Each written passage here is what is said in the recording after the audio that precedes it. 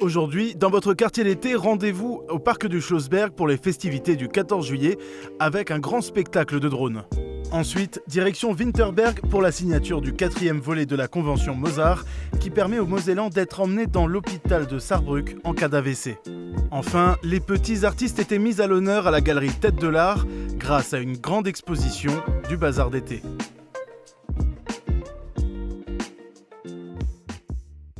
Tout de suite, on retrouve Léo, le directeur de vol de la société Diffuse.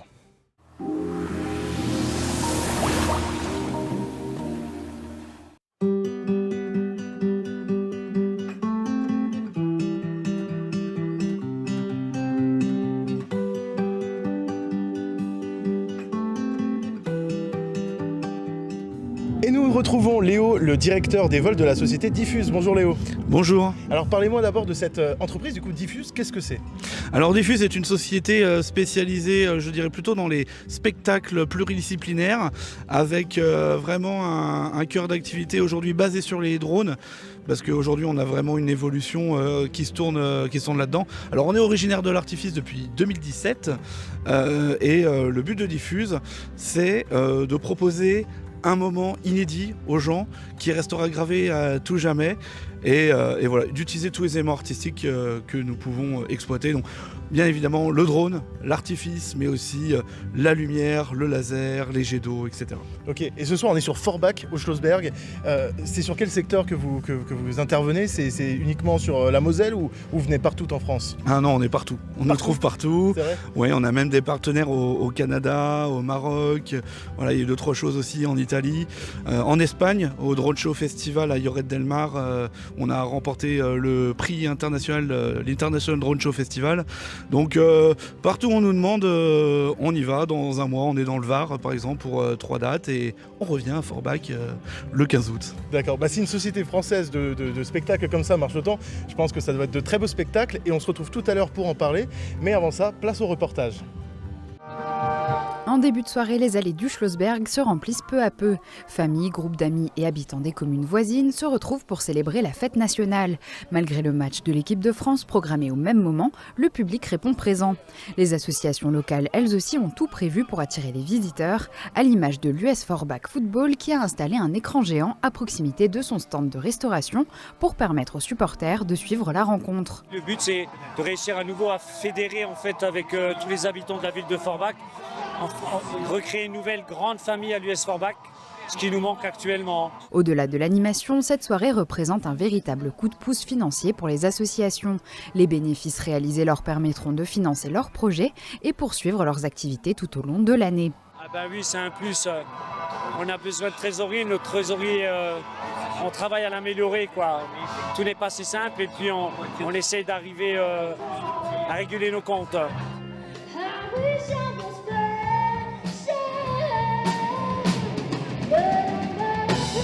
Avant la tombée de la nuit, la musique s'empare du parc, dans la cour du Burghof comme sur la scène installée au sommet de la butte du Schlossberg où le groupe The Roosters fait monter l'ambiance.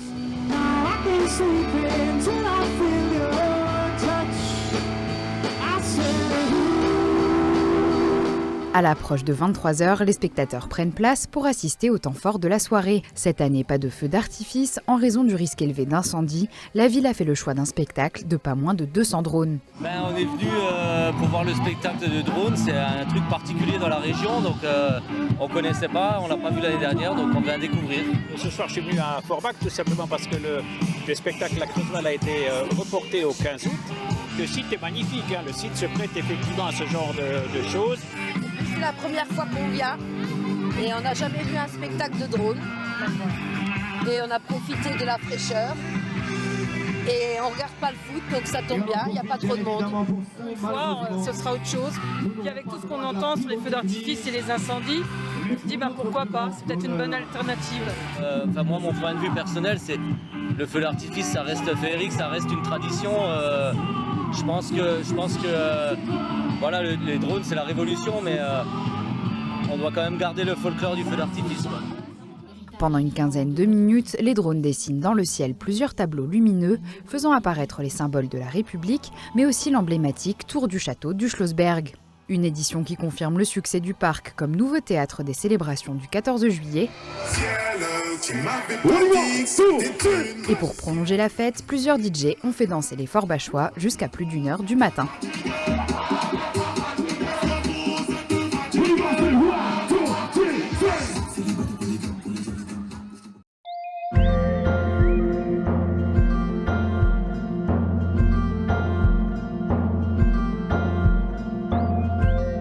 Nous retrouvons Vincent, le directeur artistique de la société Diffuse. Bonjour Vincent. Bonjour. Alors ce soir, qu'est-ce que vous avez préparé pour les Forbachois ? Donc aujourd'hui, on a reçu une commande donc, de la ville de Forbach pour proposer un spectacle retraçant les valeurs de la République française. D'accord, ok. Et avec un petit lien vers la fin sur l'enfance et la liberté et la paix. Donc à chaque fois que vous faites un spectacle, il y a un thème associé. Et comment est-ce qu'on vient vers vous pour vous proposer un thème ? On vous dit exactement ce qu'on veut, avec les couleurs, avec les animations, ou est-ce que c'est vous qui décidez ? Alors c'est différent, nous on va faire en fait un brainstorming, c'est-à-dire qu'on va avoir une petite réunion avec les décideurs et on va vraiment réfléchir à ce qu'on veut raconter. Et moi, mon objectif, mon boulot, c'est vraiment de proposer le spectacle qui répond à leurs attentes. Très bien. Et là, donc, les attentes de Forbach, c'était sur la République. Et c'est quoi les idées que vous avez eues pour montrer cette histoire-là ? En fait, l'année dernière, on avait déjà réalisé un spectacle qui s'appelait Vlan de liberté. On avait déjà retracé ses valeurs. Donc là, on a voulu le travailler d'une autre manière. Parce qu'on allait parler de la liberté et de la paix qui est dans le monde actuellement, qui est un sujet très important. Bien sûr. Donc j'ai joué sur un jeu, en fait, liberté, égalité, fraternité. Je l'ai interverti. On va commencer à parler par la fraternité, l'égalité pour terminer sur la liberté, avec la colombe, et ensuite enchaîner sur la paix et l'enfance, qu'on doit léguer donc ce message d'espoir pour notre jeunesse en fait. D'accord. Et ces spectacles-là, ils sont à chaque fois inédits ? Ou est-ce que des fois on recycle quand même un peu parce que c'est des choses qu'on sait faire et qu'on a déjà faites ? Alors on a aussi des spectacles qui sont préconçus sur une thématique donnée qu'on peut donc proposer à des prospects, à des villes ou des clients qui souhaitent avoir un spectacle déjà préconçu. Sur une thématique donnée, on en a plusieurs, le rêve d'Icare, sur la thématique aussi de la recherche des profondeurs, etc. Donc, en fait, donc il y a les deux, on peut commander quelque chose de déjà fait et quelque chose de tout à fait nouveau. C'est très bien. Merci beaucoup Vincent d'avoir répondu à mes questions. Et on se retrouve tout à l'heure pour parler de la partie technique, mais d'abord, place au reportage. Sauver davantage de victimes d'accidents vasculaires cérébrales de Moselle-Est, c'est l'objectif de cette signature de l'élargissement de la convention Mozart, ici à Winterberg. Ce 4e protocole vient donc se greffer aux coopérations déjà existantes en cardiologie, neurochirurgie et médecine nucléaire et permettra désormais de transférer les victimes d'AVC en Moselle-Est vers les services de Winterberg. Ce transfert prend du temps, ou par la route, ou lorsque les conditions climatiques le permettent, par hélicoptère. Aujourd'hui, on le voit, la proximité de Winterberg, c'est-à-dire 20 minutes de Marie-Madeleine et un peu moins d'une demi-heure notamment de Sarreguemines, facilitera et accélérera la prise en charge de ces AVC.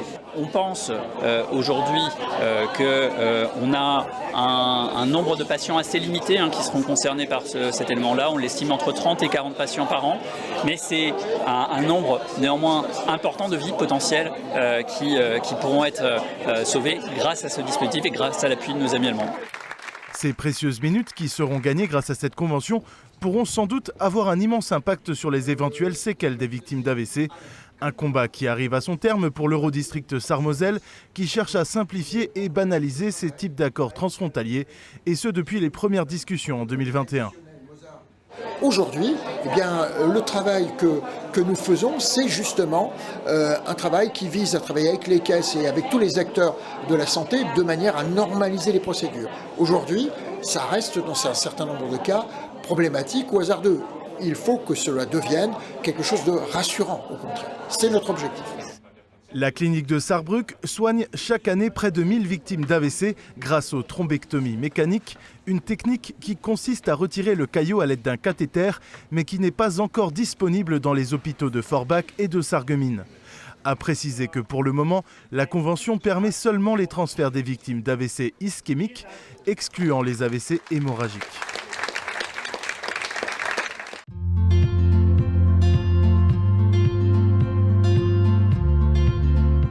Et on retrouve à nouveau Léo pour nous parler des drones. Donc le personnage principal de ce spectacle, qu'est-ce que c'est finalement ? Eh ben en fait c'est un quadcopter, donc tout simplement qui veut dire qu'il y a 4 hélices. C'est un drone en fait qui possède donc une batterie au-dessus et en fait en dessous on a une LED RGBW qui peut produire en fait toutes les couleurs pensées par le directeur artistique. D'accord, et donc là il y en a un, mais il y en a quand même un paquet derrière nous. Il y en a combien en tout ? Là on est sur plus de 220 drones. 220 drones. Mais ce soir pour le spectacle on aura 200 drones dans le ciel. Et après du coup on a quelques petits drones en plus au cas où il y en a qui... Il y en a un il n'a pas envie de partir. Il y a un remplaçant qui arrive. Donc 200 drones quand même, ça fait beaucoup de drones à gérer. On les gère comment ? C'est avec un ordinateur, il y a un logiciel ? Comment ça marche ? Tout est paramétré en fait, donc à partir de la chorégraphie qu'aura créé Vincent en amont. Il va exporter un fichier qui va être lu par ma console de pilotage. Tous les drones en fait vont être placés au sol un peu comme un damier, un quadrillage. Et chacun des drones en fait à l'intérieur possède une petite puce GPS et donc qui vont s'afficher sur une carte un peu comme Google Maps. Okay. Et en fait le but c'est de recréer le damier qu'a créé Vincent. Et eux, ils vont se retrouver, ils vont recréer le damier dans l'espace et chaque drone pourra dire « Ah ben moi je suis le 1, moi je suis le 3, moi je suis le 28 ». Et donc chacun reçoit sa trajectoire et ses couleurs à faire. Chacun a son petit chemin, chacun est indépendant. Et au moment du décollage, il suit tous les points qu'il a à suivre et il revient. Donc là, il y a 200 drones qui vont voler au-dessus de la tête des Fort Bachois, mais il n'y a pas, je sais pas, un risque qu'il y a un problème avec la trajectoire, qu'il y en a un qui se prenne dans l'autre, qu'il y en a qui tombent. Il n'y a pas de risque à ce niveau-là ? Alors, il y a toujours des risques, bien évidemment, mais les risques sont connus, ils sont anticipés, maîtrisés. Donc, oui, un moteur qui lâche, par exemple, le drone, comme il a sa puce GPS, il va détecter, par exemple, que il dérive. Et comme il dérive, il va dire là je viens me poser tout de suite, je fais un atterrissage automatique pour ne pas mettre en danger le public. Par exemple, on pense aussi que s'il n'y a plus de batterie, le drone il tombe. Non, mais évidemment, il détecte quand il arrive à environ 15% de batterie, il dit oulala, là j'ai passé de batterie et je termine mon vol. Exactement. Et donc j'imagine qu'avec les périodes de canicule, les fortes chaleurs et les préfectures qui demandent d'arrêter les feux d'artifice pour le 14 juillet, on vous fait énormément de demandes en ce moment. Exactement, on a reçu plusieurs dizaines de demandes ces derniers jours. Malheureusement, c'est pas envisageable au dernier moment parce que c'est une manifestation aérienne. Ça se déclare 45 jours en amont à la préfecture. Il y a aussi beaucoup de travail au niveau de la programmation. Donc ça sera anticipé pour l'avenir. Cependant, les drones ne remplaceront pas le feu d'artifice. Déjà, artistiquement, c'est pas la même chose. Et puis je pense qu'en fait, c'est deux entités qui vont vraiment se marier pour faire des spectacles complets. C'est une alternative au feu d'artifice. Exactement. Et je pense qu'on aura de plus en plus de drones l'été, à la période où on a les sécheresses. Effectivement, le feu en pleine sécheresse, c'est pas bon. C'est plus dangereux quand même. Ouais. Voilà. Et les feux d'artifice l'hiver, parce qu'eux, ils peuvent être faits sous la pluie notamment. Alors que quand il y a des conditions givrantes ou que la batterie du drone n'aime pas trop le froid, on évite l'hiver. Donc, en vrai, chacun aura sa place, chacun aura son temps, et le moment où on peut marier les deux, ce sera encore plus magique. Très bien. Merci beaucoup Léo pour toutes ces précisions, et on vous souhaite un très beau spectacle pour ce soir. Et quant à nous, on se dit à tout de suite après ce reportage. Quand on est un artiste en herbe, c'est pas toujours facile d'exposer son travail au regard des autres. C'est pour les aider à démarrer dans ce monde que la Galerie Tête de l'Art a renouvelé son bazar d'été, une occasion unique de se lancer dans le monde de l'art pour tous les âges. Notre rôle est, au-delà bien sûr de faire sur les sessions habituelles des artistes professionnels, nous voulons également mettre en avant les artistes amateurs et on veut leur mettre un peu le pied à l'étrier, les décomplexer et aussi avoir le regard du public sur leurs propres œuvres de sorte à ce qu'ils puissent également s'améliorer et accepter la critique. On essaie donc effectivement de faire participer à la culture, à la peinture, à la sculpture, l'ensemble d'une population très différente, qu'elle soit très jeune ou très âgée. On veut vraiment tous les mettre en valeur et ça nous permettra donc effectivement de voir également des talents émergents de façon à pouvoir les accompagner par la suite également sur des parcours artistiques. Angélique Dys, qui dessine depuis toute petite, a intégré une association de peinture en 2015, ce qui lui a donné la confiance pour démarrer ses premières expositions. Et aujourd'hui, elle s'épanouit grâce aux critiques et conseils d'autres artistes, qu'ils soient de son groupe ou d'ailleurs. Avant, il y a beaucoup d'amis qui me disaient « mais expose ». Mais de personnes humbles, je ne me serais jamais permis d'exposer parce qu'on est autocritique. Moi, je suis très autocritique et je pars toujours du principe qu'il y a mieux que soi. Donc on se dit toujours ce qu'on fait c'est pas bien, il y a d'autres qui font beaucoup mieux. Et donc du coup, j'ai jamais osé exposer. Ce bazar, qui a permis d'exposer pas moins de 18 artistes, a su favoriser la rencontre des styles comme des techniques au sein de la galerie. Un succès pour Tête de l'Art, qui rappelle par cet événement que l'art, c'est aussi et surtout le partage d'un morceau de soi.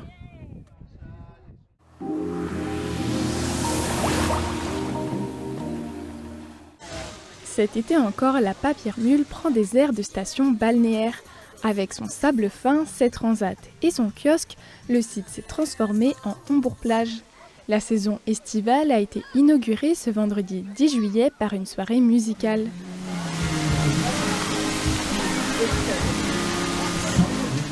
Tout au long de l'été, des animations seront proposées chaque vendredi sur le site. Le vendredi 17 juillet, l'étang de la Papirmule accueillera le festival itinérant La Tête dans les nuages. La semaine suivante, le comité départemental olympique et sportif de la Moselle y installera sa caravane du sport, permettant au public de découvrir gratuitement de nombreuses disciplines sportives tout au long de l'après-midi. Le mois d'août sera également rythmé avec une soirée guinguette organisée le premier vendredi du mois. Une nouvelle édition de Hombourg-Plage qui promet cette année encore un été bien rempli sans quitter la commune.